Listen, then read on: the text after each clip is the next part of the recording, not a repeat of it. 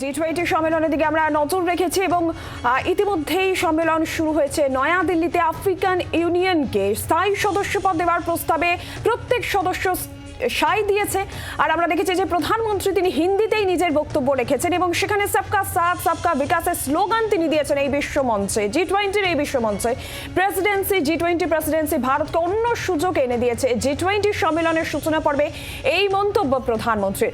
আর প্রথম পর্বে এক পৃথিবী নিয়ে আলোচনা, এরপর দ্বিতীয় সেশন রয়েছে যেটা সন্ধ্যা পর্যন্ত চলার কথা রয়েছে। বেশ কয়েকটি দ্বিপাক্ষিক বৈঠক রয়েছে। ভারত এবং একাধিক রাষ্ট্রের প্রতিনিধিরা এই দ্বিপাক্ষিক বৈঠক করবেন। নিজেদের মধ্যে দ্বিপাক্ষিক বৈঠক করতে পারেন অন্য রাষ্ট্র নেতারা। প্রধানমন্ত্রী নরেন্দ্র মোদীরও কয়েকটি দ্বিপাক্ষিক বৈঠক করার কথা রয়েছে। আর এরপর যে দ্বিতীয় সেশনের কথা বলছিলাম, সন্ধে পর্যন্ত সেই দ্বিতীয় সেশন চলবে এবং রাত্রিবেলা রাষ্ট্রপতির ডাকে নৈশভোজ রয়েছে। সেখানে সাংস্কৃতিক অনুষ্ঠান, একাধিক চোখ ধাঁধানো আয়োজন রয়েছে। বিশেষ সঙ্গীত অনুষ্ঠানের আয়োজন করা হয়েছে এবং শাস্ত্রীয় সঙ্গীত, ভারতের বেশ কিছু বিরল বাদ্যযন্ত্র শিল্পীরা বাজাবেন। একাধিক পরিকল্পনা এই G20 সম্মেলনকে ঘিরে রয়েছে এবং রীতিমতো নয়াদিল্লির ছবি আমরা সকাল থেকে আপনাদের দেখাচ্ছি। কড়া নিরাপত্তা রয়েছে, যান নিয়ন্ত্রণ করা হয়েছে এবং এই G20 সম্মেলন শীর্ষ সম্মেলন যেখানে সারা বিশ্বের তাবড় রাষ্ট্রপ্রধানরা এসেছেন এবং গতকাল থেকেই সেই ছবি আমরা দেখাচ্ছি আপনাদের। ইতিমধ্যেই জো বাইডেনের সঙ্গে এবং বিশেষ আমন্ত্রিতের তালিকায় যেখানে বাংলাদেশ রয়েছে, শেখ হাসিনার সঙ্গে দ্বিপাক্ষিক বৈঠক গতকালকেই মোদী সেরেছেন এবং সেই বৈঠক ফলপ্রসূ হয়েছে, টুইট তিনি করেছেন। এবং আজকেও একাধিক দ্বিপাক্ষিক বৈঠক, বায়োলেটারাল মিটিং রয়েছে এবং প্রথম পর্বের যে আলোচনা, এক পৃথিবী ওয়ান আর্থ নিয়ে আলোচনা। এবং আজকে মোদীর যে প্রথম ইনগ্রাল স্পিচ, সেখানে তিনি একাধিক বিষয়ে উল্লেখ করেছেন। आदित्य प्रताप सरासरि रয়েছে नयादिल्ली থেকে আমাদের प्रतिनिधि। आदित्य, अगर मोदी के इनॉग्रल स्पीच में नजर रखा जाए तो बहुत सारे पॉइंट है उसमें। उन्होंने जो कहा ह्यूमन सेंट्रिक अप्रोच, सबका साथ सबका विकास सबका प्रयास, जो अभी तक भारत का नारा था वो इस विश्व मंच पे प्रधानमंत्री ने कहा, इसका क्या तात्पर्य है? बिल्कुल, देखिए इस G20 की पूरी थीम वसुधैव कुटुंबकम पे है, जिसका अर्थ ही है पूरी वसुधा हमारा परिवार। और जिस तरीके से इस G20 सम्मेलन की शुरुआत में जो विषय आए, जिन पे चर्चा होनी थी, वो कहीं ना कहीं बहुत अहम है। वन अर्थ पहला टॉपिक था जिस पे चर्चा चल रही थी, उस पे ये सारी चीज़ें बोलना कहीं ना कहीं नरेंद्र मोदी की प्राथमिकता रही और लगातार इसी चीज़ पे भारत जोर देता रहा कि कैसे विश्व शांति और विश्व में जो सौहार्द है वो बनाया जाए, कैसे पूरा विश्व एक साथ मिल के जो पावर्स हैं, जो निगेटिविटी है, उसको खत्म करने में लगे, कैसे जो नेचुरल रिसोर्सेज हैं उनके संरक्षण और संवर्धन के लिए काम किया जाए। इसके अलावा जो पूरी मोदी की स्पीच थी वो कहीं ना कहीं मानवता को जोड़ते हुए और विश्व शांति को जोड़ते हुए थी।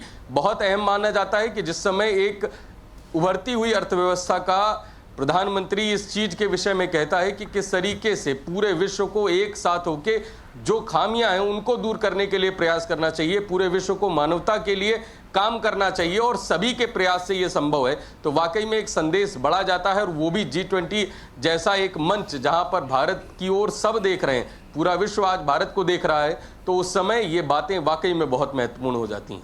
जी आदित्य, और एक चीज़ आपसे जानना चाहेंगे, जैसे कि विश्व के तमाम जो सारे राष्ट्रनायक हैं वो आए हैं ये G20 में, तो जानना चाहेंगे एक के बाद एक कैसे क्या क्या कोलैटरल बैठक होने वाला है, इसके बारे में क्या जानकारी मिल रहा है, कौन सी अहम बैठक, कौन सी अहम बातों में अभी चर्चा होने वाले हैं G20 में? बिल्कुल, देखिए कल राष्ट्रपति जो बाइडेन के साथ द्विपक्षीय वार्ता भारत की हुई, जिसमें प्रधानमंत्री मोदी स्वयं रहे और उनके आवास पर ही ये द्विपक्षीय वार्ता हुई। आज दोपहर के बाद जो ब्रिटेन के प्रधानमंत्री हैं ऋषि सुनक, भारतीय मूल के हैं, आज उनके साथ द्विपक्षीय वार्ता होनी है। इसके बाद एक लंबा सिलसिला है, कई राष्ट्राध्यक्षों के साथ द्विपक्षीय वार्ता जो है वो भारत की होनी है। और बड़ी बात यह है कि आज जब सभी G20 समिट शुरू होने से पहले जब सभी राष्ट्राध्यक्ष वहां पहुंचे तो प्रधानमंत्री मोदी ने बहुत गर्मजोशी के साथ स्वागत किया। और भारत के लिए एक बड़ा अवसर है ये कि जिस तरीके से भारत उभरती हुई अर्थव्यवस्था है और भारत जिस रास्ते पर इस समय तरक्की के रास्ते पे बढ़ा है, उस समय कहीं ना कहीं हर देश, हर डेलीगेशन भारत के साथ बात करने के लिए समय चाहता है। और भारत एक उभरता हुआ बाजार भी है, एक वैश्विक व्यापार के केंद्र यहाँ पर बड़े स्तर पर स्थापित हो रहे हैं। उस समय कहीं ना कहीं हर देश चाहता है कि द्विपक्षीय वार्ता हो और कहीं ना कहीं एक लंबा सिलसिला जो है, दोपहर में ऋषि सुनक जो ब्रिटेन के प्रधानमंत्री हैं वो प्रधानमंत्री के साथ उनकी द्विपक्षीय वार्ता होनी है। उसके बाद तमाम जो राष्ट्राध्यक्ष पहुंचे हैं उनके साथ भी द्विपक्षीय वार्ता होगी। जी आदित्य, और एक बात आपसे जानना चाहेंगे, ये जो अफ्रीका यूनियन को इस G20 में इंक्लूड करना और इसमें मोदी का जो प्रयास रहा, ये कितना तात्पर्य है?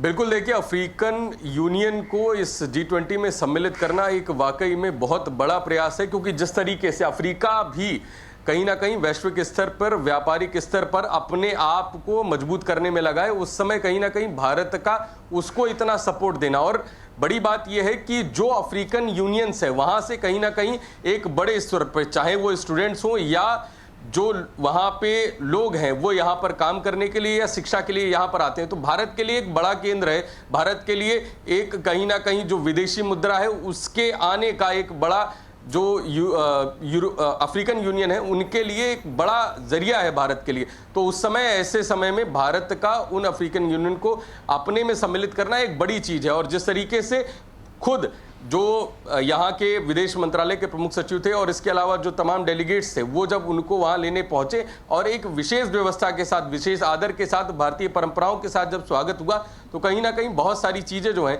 वो भारत के फेवर में होने वाली हैं। शुक्रिया आदित्य। বাংলার আওয়াজ, বাঙালির আবেগ, জি 24 ঘন্টা।